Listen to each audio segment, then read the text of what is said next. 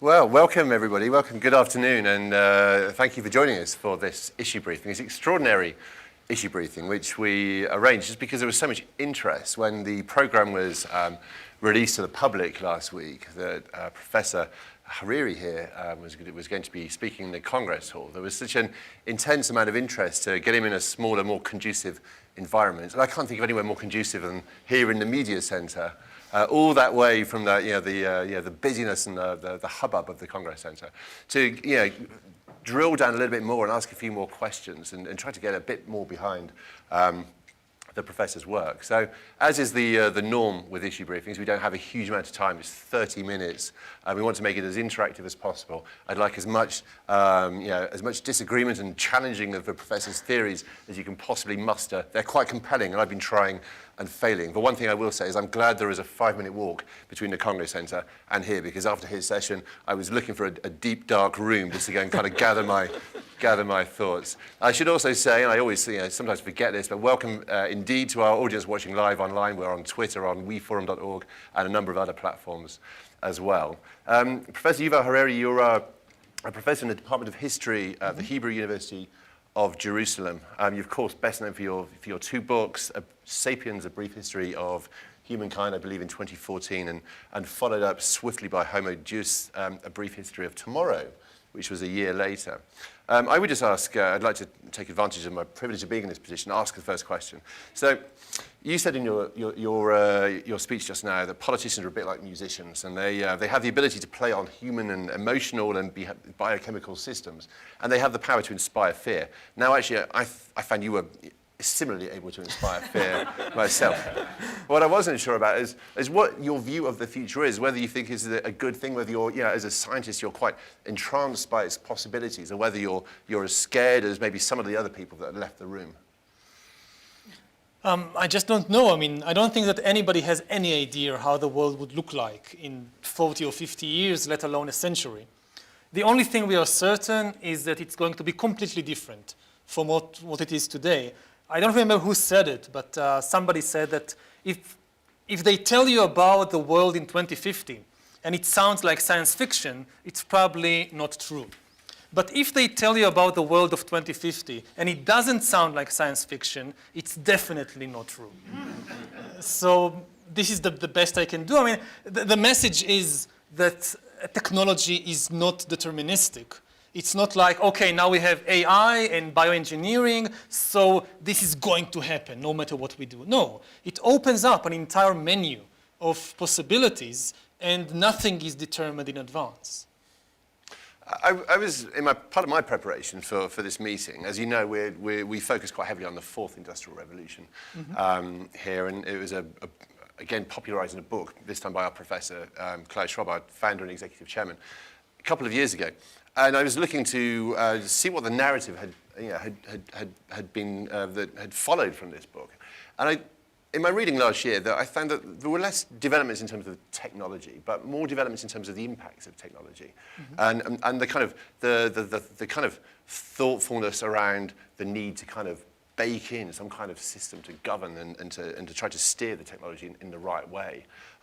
What is your view of where we're at as humanity and kind of trying to understand, as you say, these technological leaps that we're kind of, we're seeing before our eyes? We are making so far very little progress. I mean, most people are hardly aware of what is happening. And even many governments, their basic attitude, we have more urgent things to take care of than this. So as I said in my talk, the world is divided into a very, very small minority of people concentrated in a few corporations and governments that have a clear, or at least a clearer idea of what is really happening and what is at stake. And the vast majority of humanity that they just don't have the time, they don't have the volition, they don't have the education or the ability to make sense of what is happening. And this is very, very dangerous. In the past, you talk about the succession of difficult situations humanity has found itself in. If you're on the wrong side of the fence, in feudalism or in the industrial age, you're a peasant or you're a worker, and we could find ourselves on the wrong side of history again in the the vision that you create, are we less able in this situation we're about to enter to be in charge of our own destiny than we have been in the past? Right, it was always very difficult to be in charge of your destiny. What is unique now is that the big danger for people is no longer exploitation, it's irrelevance. I mean, previously in history, if you were on the wrong side of history, if you didn't understand what was happening and you lost the competition, then you ended up as some kind of serf or manual laborer being exploited by the people who understand and have the power. Now, if you're left behind, you're facing something far worse, which is to be completely irrelevant. They won't even need you as a serf or as a slave. Yeah, which is a worrying thing, and of course we, Forum Again, we're very concerned about how to find meaningful work and meaningful existence for folk in the future, including ourselves. One of the comments by the moderator at the last session in the Congress Center was that Chancellor Merkel, as she passed you in the green room waiting to go on, mentioned that she'd read your book. How involved have you been working with governments or other organizations in trying to kind of think out this next stage of history and try to kind of make sense of it? You also mentioned, I think, a scant respect for the ability of governments to put in place the long-term thinking as well. Are there any good examples of collaborations or signs of hope that we're kind of attacking this in the right way?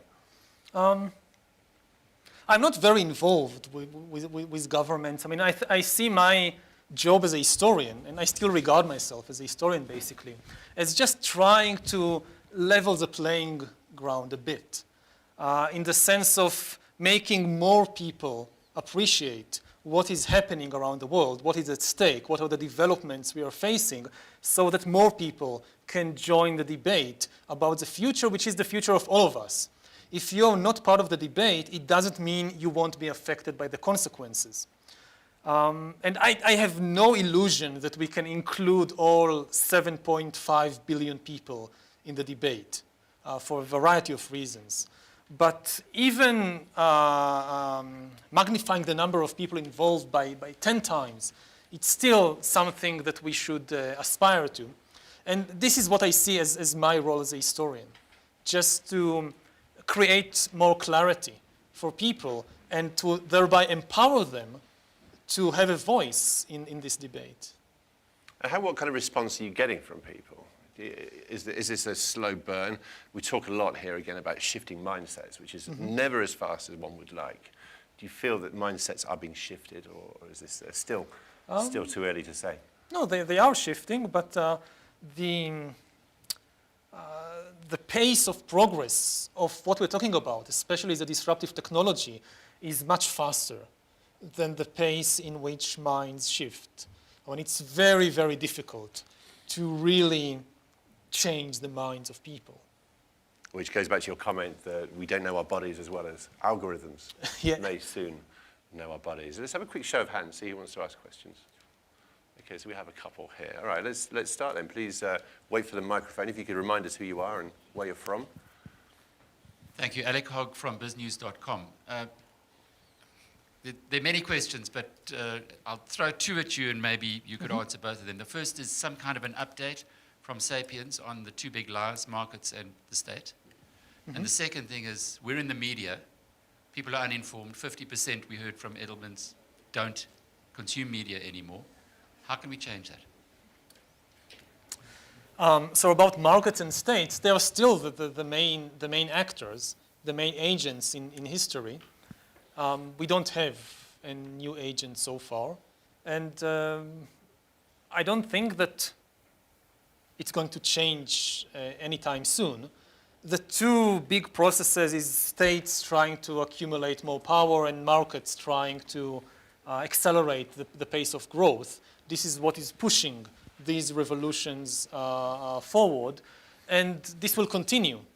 Anybody who tries to get off this train, I mean, unless the whole human race gets off the train at the same time by some common agreement, then you'll just be left behind. I mean, if some state says, oh, I don't want to go on with these kinds of developments, while other states continue with business as usual, then it will just be left behind, and no state is willing to do that to itself. As for media, I'm not sure that I understand the question. I mean, if you can just rephrase it. Media, sorry.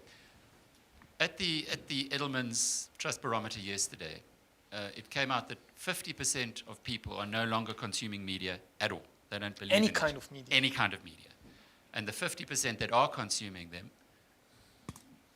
two-thirds of them don't know what the difference between fake news and proper news. Mm-hmm. Now, we are presumably in the business of trying to inform anti-fake news. Have you got any thoughts of how one... As a historian, I Researcher. don't really understand the maybe hysteria around fake news, because this was always the case. I mean, when was the era of truth? In the 1980s, the 1930s, the 18th century, the Middle Ages? When was it that everybody consumed just truthful stories, that governments didn't lie, that propaganda didn't play a central role? I think that in some ways the situation is better now than it was. I'm a medievalist, so I tend to look at everything through the prism of the Middle Ages. And believe me, the Middle Ages was full of far worse fake news than what we are seeing today. I think that the really big problem is the flood of information of any kind. Even the truth is problematic when you're just flooded by enormous amounts of truthful but irrelevant information, or too much information to make sense of and to create some kind of meaningful picture. What we are really missing is not just the ability to tell the difference between what's true and what's not true. It's the ability to make sense of the big picture. This is the real difficulty. And in this sense, the problem with media is not so much whether that the stories are true or not. It's just that to what extent does the media focus on really helping people to have an understanding of the big picture, or is it just focused on pushing the next story? Doesn't matter if the story is true or not. That's for me is the real issue. Which is interesting because you mentioned a kind of slight distrust of governments to put in place the kind of long-term thinking you're talking, and a slight distrust of the media for putting across that bigger picture. This is a multi-stakeholder embracing organization and meeting. What stakeholder groups are best positioned to do this kind of long-term thinking that we need to do? It would be easy to say science, but that's too easy, because when you don't have responsibility, then you can have all kinds of ideas and theories and talk big. I don't think that a government of scientists ruling the world will necessarily do a better job. What we need is not to get rid of the states or get rid of the corporations, but to get them on board and to work with them and through them. Gentleman in the front row, let's move on to you, sir. Please wait for the microphone. So if we as a species are Can you changing... just remind us, I know who you are. I'm Vikram Chandra from NDTV. If you said that we as a species are changing and the era of sapiens might be coming to an end, since you wrote Homo Deus, have you thought any further as to what could be coming and what sort of a entity is likely to replace sapiens? That's an impossible question to answer, because given the ability to re-engineer bodies and brains and minds, then our imagination too is up for grabs. So I can tell you what sapiens like us would like to do with things like bioengineering or direct brain-computer interfaces. They would like to extend their lifespans, to be more healthy, to be more beautiful, and so forth and so on. But once you change the basic parameters of the human brain and of the human mind, I have absolutely no idea what the new kinds of entities would like to do with these technologies. I mean, so far in history, what we have seen is humans, just like us, changing the world outside them. So they cut down forests, they build bridges, they build factories, all kinds of things. But the real change now is that we are gaining the ability to start re-engineering not the world outside us, but the world inside us, inside the body and the brain. And by definition, you don't know where this is leading because you're still stuck with your brain. So if you can imagine what the future entities will do with the technology, they are not superior to you. They are just like you. And What are the first ways we'll see this happening? Give us some kind of first baby steps towards kind of infiltrating the inside of the body rather than the world around us. What do we need to look out for? It's happening on three fronts. There is biological engineering, which is taking the body as we know it, as natural selection shaped it, and basically speeding up natural selection with all kinds of help from intelligent design. And we are beginning to see all kinds of interventions on the genetic level, all kinds of interventions with the growing new organs and rejuvenating organs and so forth. So this is one front, biological engineering, which is the most conservative because it still stays with the basic building blocks of organisms as we have known them for 4 billion years. Okay, so they change a few genes and you have a different brain, but it's still an organism as we've known it. The second approach is more radical, and this is to start combining organic and inorganic stuff. So direct brain-computer interfaces, replacing organic hands with bionic hands, adding to the body a second immune system, which is not organic, but an inorganic immune system made up of millions of tiny nanorobots inside your body that diagnose cancer and eliminate all kinds of diseases and so forth. But you still, the main command and control center is still your organic brain, which is connected to all kinds of devices or computers, can serve the internet, whatever. The third and most radical way is to completely give up, completely abandon organic stuff and create completely inorganic life forms. Whether this can be done or not is an open question. The biggest open question as yet, so far, in the life sciences is the question of consciousness. We have no idea what consciousness is, what it does, how it emerges. The common assumption is that somehow the mind, consciousness, emerges from the brain, and if we hack the brain, and if we understand how billions of neurons create subjective experiences of anger and love and pain and pleasure, then there should be no barrier for recreating these kinds of experiences based on silicon and not carbon, based on computers and not brains. But this is just, at present, it's just a dogma. We are still far from really understanding consciousness, so maybe it's not like that. And maybe we'll never be able to create non-organic life forms. But more and more scientists, serious scientists, are becoming convinced that sooner or later this will happen and we'll be able to leave behind the realm of organic compounds and create completely inorganic life forms.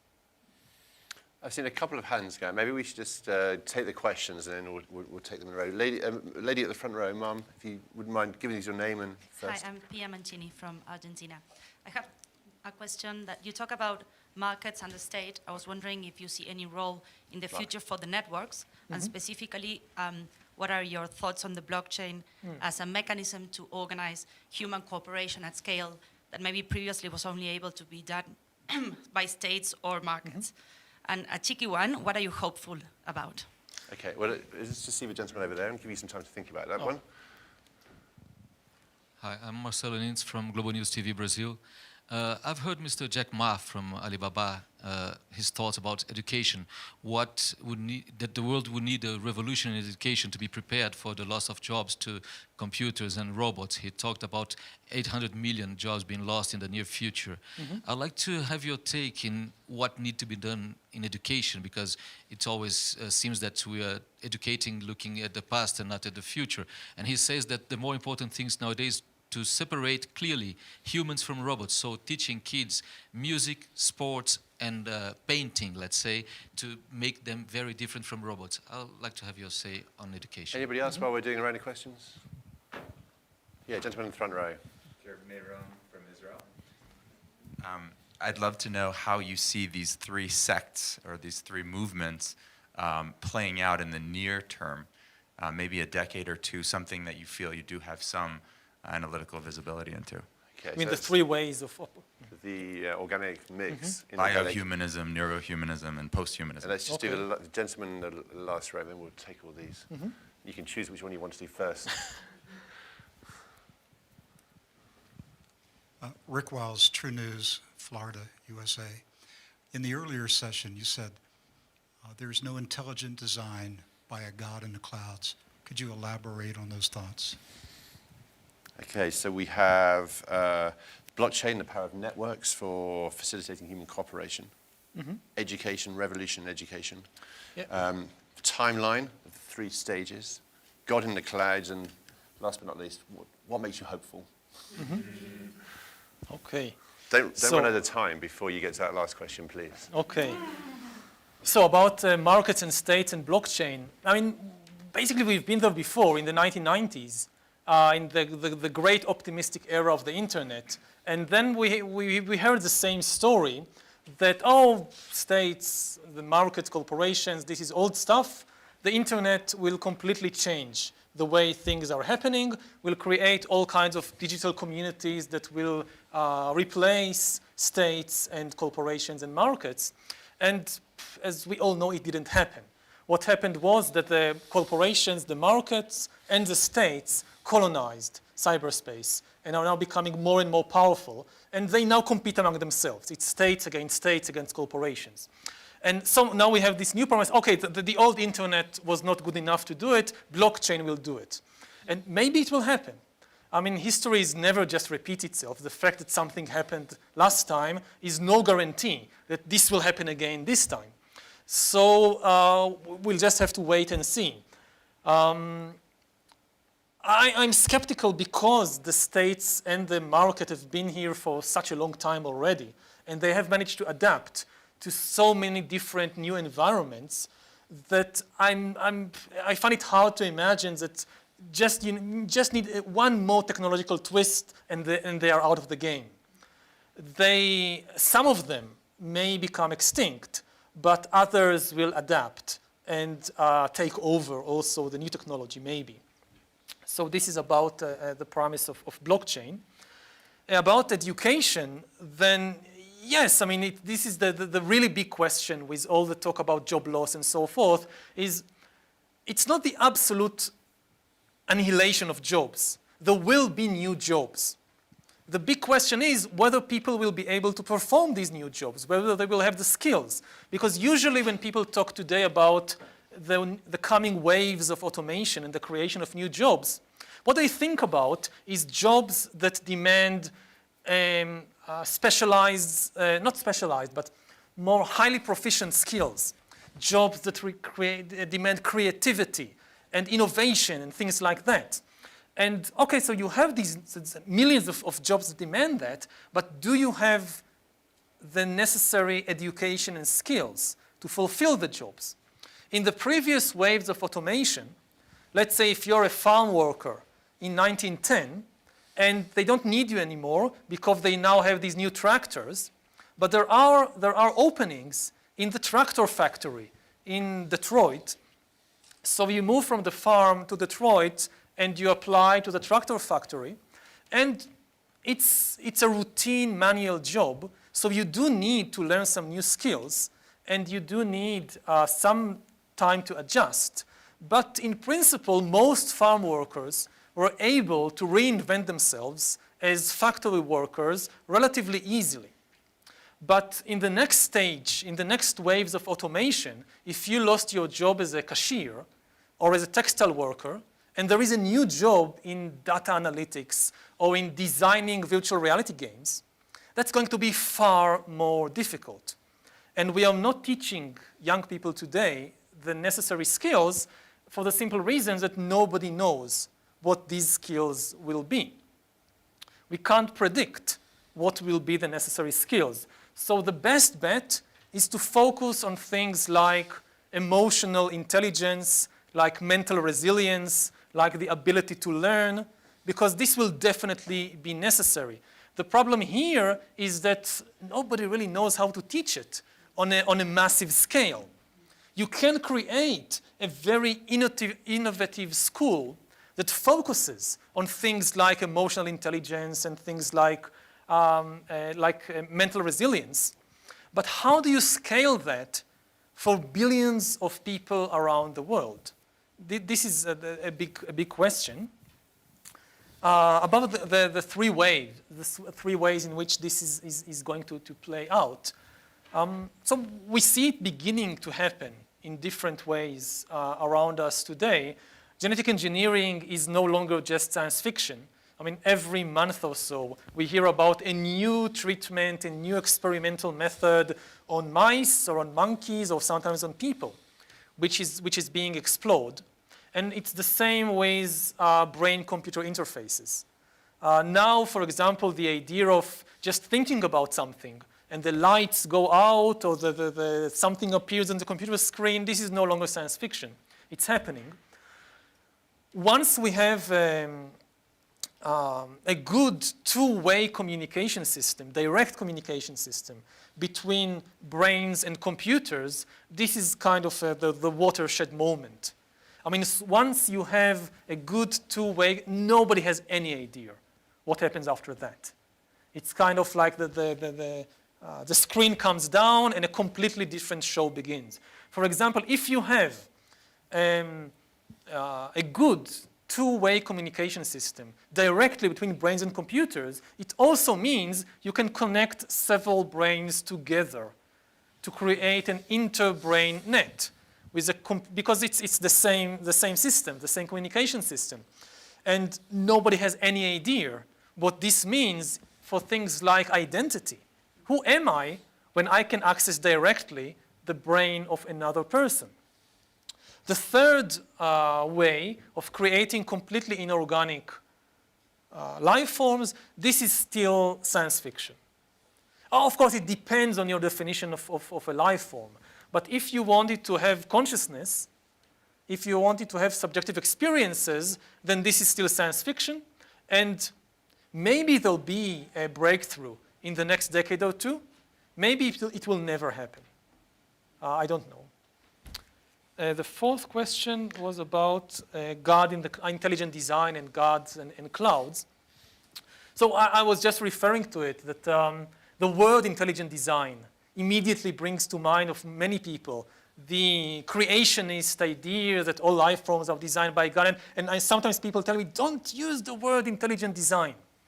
But it is intelligent design, what we are about to see in the world. It's just not the intelligent design of the God of the Bible. It's the intelligent designs of human beings and increasingly of algorithms. This is why I referred to the intelligent design of clouds, of the cloud computing. That designing a life form is such a complicated thing to do that in all likelihood, no human being will be able to do it. But our algorithms may be able to do it for us. And increasingly, we'll see in more and more fields this shift in authority from humans to algorithms. So even if we keep as figureheads, the presidents and the CEOs will continue to be human beings because we don't like the idea of being ruled by algorithms, actually, these presidents and CEOs, they will be choosing between options dictated by algorithms, often without really understanding how they came to these options and what do these options mean. So you'll still have some human being being given the option, okay, we'll do A, B, or C, but the ones really driving the show will be the algorithms that shape the options in the first place. And the last Quick, question before was we run out about of time, what yeah. gives you hope? That humanity has managed to overcome very big challenges in the past as well. If you look back, say, 50 years, in the 1950s and 1960s, the nuclear war was on everybody's like #1 item on the human agenda. And lots of people were convinced that humanity is not up to it, and that sooner or later the Cold War will end in a nuclear catastrophe that will annihilate all of humankind and much of the ecological system as well. And so far it didn't happen. The Cold War ended not in some huge bloodbath, but actually ended peacefully, with some eruptions here and there, but generally speaking, if you think about previous similar crises in history, it was the most peaceful transition of power, maybe, in human history, what happened at the end of the Cold War. And this was not a miracle. This was human beings making wise choices. The Soviets, the Americans, the Chinese, the Europeans, they made wise choices during the Cold War, and it ended peacefully. It gives us no guarantee that we can do the same thing with the challenges that we now face, but it does give us hope that yes, human stupidity is unlimited, but so is hopefully also human wisdom. I'm reminded of the fact that I believe it was after the first nuclear bombs were dropped that we managed to get a treaty for the non-proliferation of nuclear weapons. Yet still, I'm with you, I'm hopeful. Good news, guys, we have an extra 15 minutes. Oh. We've given Professor here more time than we normally give, so we can have some more questions, and just to give you some time to kind of think about it, because I'm sure you have plenty. We haven't really talked about business much, and it's I don't know how to make money. But exactly. So but before you do, you talk about states and governments, but also vast owners of data these days are businesses. So my question I'd like to ask is, can they be trusted more than governments to be safe responsible custodians of this data? And do you think that the owners of this data today will be the owners of data as we move into this future that you're painting for us? No, not necessarily. I mean, those who own the data today, there is no guarantee that they will continue to own it, especially as more people and especially governments wake up to the importance of this data. They might want to grab it, to nationalize it. Actually, one of my fears, when I was thinking about what to talk, when they invited me to Davos, and I was thinking about giving this talk, my main fear was that it will be considered as a call to nationalize the data. And even though I think there are many reasons to distrust corporations, that at least in the West, in China it's different, but at least in the West, today the main owners of data are the big corporations. I'm not convinced we'll be better off if the governments nationalize this data. Again, as I said, I don't have a solution. I think it's really too early. The discussion is just beginning. Let's take a couple more questions. But quick, this is the last round, I promise you. So 3 people, there 4. My question was actually your question about data. Merkel said the crucial question is Europe has to decide who owns the data. And so I wanted to ask you whether it's better if a corporation owns the data or a government, and what scares you more? Okay, so let's do these 4 in a row, and that's it. So, Ma'am, if you could give us your name as well, and if you don't mind. My name is Ann Wright, and I was wondering, independent of the question of who owns the data, have you thought at all about how requirements might be put in place so that people will have access to their own data? An example is that Acxiom and other data aggregators have the sophisticated data model that they use to advertise towards you, which it would be really, really, really nice if you could see, what they know about you. Yeah, what do they know about me? What is their model of me, so that you can challenge that, and so that you can audit that. Have you thought about that? Great. Pass the microphone behind you, please, Ma'am. Could you give us your name and tell us where you're from, please? I'm Wendell Wallach, and I'm from Yale University. in the Hastings Center. So you've written, particularly in the more recent book, but also in some of the futuristic aspects of your first book, you've written a lot of ideas that have been around. There's really a large community of people who've been thinking about this. And in addition to bringing some good insights and a kind of balanced account, an awful lot of what you did or accomplished was just wonderful writing and organizing it in a refreshing way.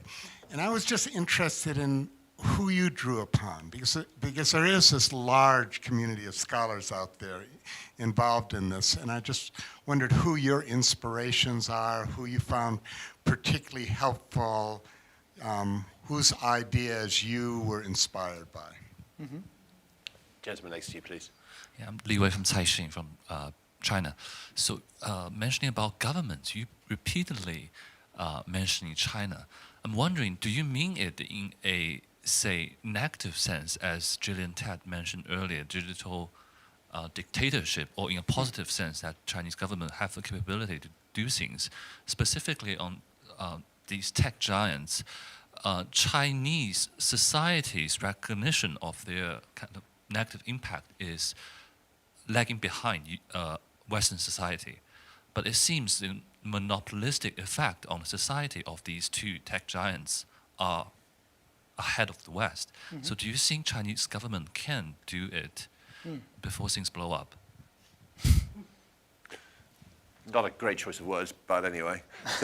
So we've got China digital democracy, inspirations, access to own data, and Mom, your question wasn't quite answered earlier about... Yeah, so I'll address the first and the last questions together.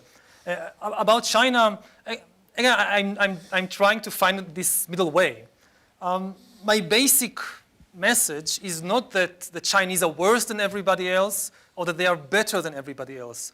My basic understanding is that they are ahead of all the other governments in understanding what is happening and what is at stake. And again, this can be something very good because they are thinking about these issues and they come up with solutions before people in other countries realize the dangers. Or it could be bad, that they are learning how to manipulate it and how to use it. So it can go either way. At present, and again, I'm not an expert on the subject. I haven't studied it deeply enough.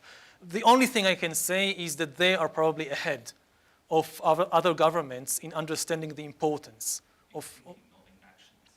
In actions, I don't know what they do in actuality. So this I cannot comment on. But at least from meetings I had and discussions and what I read, the impression is that they really understand what is happening in a way that in the West you talk to people both in governments and sometimes also in business, and they are somewhere behind. They think, they don't realize the immense power that, again, most of their thinking is really about the, shopping and consumerism, and if Amazon knows that I like this, they can sell me that, and this, almost everybody knows that by now. But the more important stuff, that they can know things far more important about me, and they can manipulate far deeper aspects of my personality and life, this is still something that, at least in the West, people are not aware of, or not aware of enough. Now, this brings us to the question of, okay, so if you have to choose between corporations and governments, what do you choose? It's very difficult. On the one hand, governments at least represent people, or supposed to represent people, beyond the shareholders and the managers, whereas the big corporations, nobody really voted for them or endorsed them in any public way to take hold of these developments and of the future of humanity. So from this perspective, it's better if the data is in the hands of governments, who also thinks in broader terms. They have the mandate to think not just about profitability, but about social issues and about health and about the environment and many other things that corporations this is not their business. Their business is just business. It's just the bottom line. So from this perspective, it's better if the governments nationalize the data. On the other hand,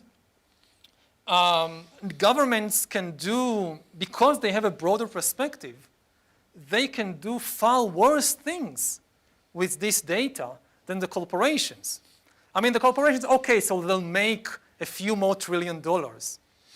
But what all kinds of despotic regimes might do, I mean, if you really build a digital dictatorship based on biometric sensors and biometric data, there is no way that it can be dismantled from within.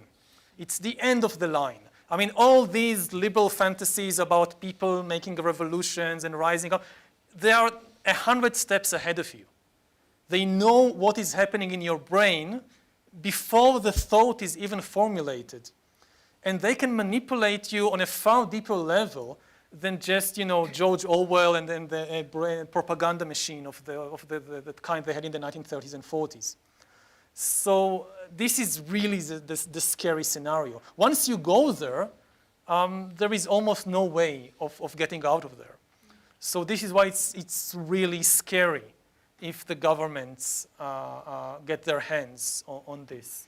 Can we do a quick show of hands to see who would prefer to have governments in control as opposed to business? Who's for governments owning your data? Lady in the two So and this a is half, the 3.5. horse. Eddie takes on 3.5. Business. 7 or 8, 10 business wins. Does it surprise you? Oh. None would be the preferred option. But none is, I mean, so None. where is it? All right, none. Somebody other than business and NGOs are different. I mean, there's actually an European new search engine that actually promised not to track personal data. Ma'am, where are you from? You never give us your name, please, for My our name audience. is Giuliana Ferraina. I'm a journalist, Corriere della Sera, Italy. So yes, we can think about third options, but as we discussed earlier, and this is a lot of power we're talking about. If you establish some, NGO that accumulates the data, it will become the most powerful organ in the world. And then the state, either the states and the corporations will try to get the power back, or the same problems you have today with governments and with corporations you will have with this NGO. I mean, the option of just not using the data, it means giving up on all the enormous potential. And here, as I said in the talk, the most obvious front is healthcare. I mean, think of the kind of healthcare you could provide to people if you really know what is happening every moment inside their bodies and inside their brains. Now, would you like to give it up because you're afraid of the other things that this kind of information might make possible? My guess is that most people, especially when it comes to life and death situations affecting themselves or their children or their spouses, would take the risk. I mean, healthcare will win. And in the wake of healthcare, we'll have all the other things making use of this data. Yuval, let's move on. We have a couple of more minutes left. Access to your own data and inspirations in whatever order you like. Yes, so access to data, this is a very good idea. I think from the things we can implement, then, okay, so there's lots of data about me. I want to have access to know what they know. This is a very good idea. How to implement? How to implement especially because most of the data would not make any sense to you unless you have the tools I mean, if they give you all the data about, like, you can today get your DNA scan. What does it mean? I mean, you need an entire system to make sense of data like your DNA scan. So this is one issue. You need a system and not just the raw data. And the other thing is that, throughout history, the repeated advice that all the philosophers and prophets and poets told people is get to know yourself, know thyself. And this is very, very difficult, partly because people often don't want to know themselves very well. There are many things you don't want to know about yourself. If you really had access, not just to the raw data, but to what the data means about you, this will be a life-shattering event. To really know who you are. It's not necessarily bad, it's just very difficult. Difficult not in the sense of how to make it happen. If it happens, it will be something very difficult for people to deal with. And I mean, again, the kind of consumerist idea, in the same way they give me the report about my bank transaction. Every month, they'll send me a report. Oh, what we learned about you this month. This will be a shattering report. So, and your inspirations? Inspirations. I read so much. I mean, it's so difficult. I mean, I'll mention just a few. There was Jared Diamond, who first gave me the idea that historians and scientists can talk about these issues seriously from a scientific perspective. And there is Frans de Waal, who is a primatologist. He studies chimpanzees and bonobos and so forth. And I've learned from his work more about humans, I guess, than about only chimpanzees and bonobos. And there is a long list of other. I'm. We are running out of time. Yeah. So. Thanks, Alec. So I leave it at there. But it's a very long list. I mean, definitely I would say most of my work is not creative. It's a work of synthesis. I read what people write about chimpanzees and about artificial intelligence and about ancient China and about brain science. And I try to bring it together in such a way that it will be meaningful for the average person. And it will be helpful and empowering to understand what is happening in the world. Final question for me before we leave. So you've written a brief history of humankind. You've written a brief history of tomorrow. Professor, you're a young man. What's next? Where do you go from here? The next book is really about the present. I mean, we've done the past, we've done the future, so the present is the only thing that is left. So this is the next book. Fascinating. Well, what a vivid description you've given us. And it's by far one of the most interesting sessions that I've had the pleasure. Not this one, the earlier one. I hope you enjoyed this one. I enjoyed talking to you. Thank you so much for joining us here. Thank you. Thank you all for joining us. Thank you for joining us and watching us online. This session is over.